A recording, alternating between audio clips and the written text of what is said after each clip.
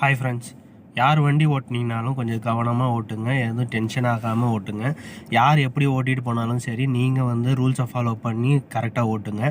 எதனால் அப்படி சொல்கிறேன்னு பார்த்தீங்க அப்படின்னா, இந்த வீடியோ பார்த்தீங்கனாலே உங்களுக்கு தெரியும்.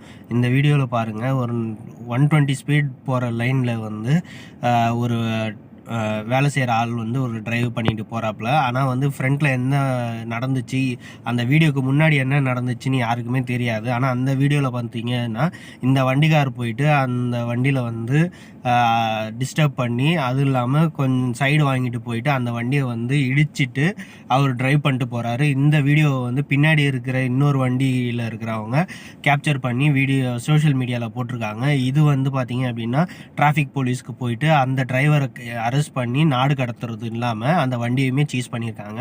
அதனால் வந்து நீங்கள் பொறுமையாக ட்ரைவ் பண்ணுங்கள். யார் தப்பாக ஓட்டினாலுமே நீங்கள் வந்து கரெக்டாக இருங்க. யார் எங்கேருந்து வேணால் வீடியோ எடுத்து போடலாம்.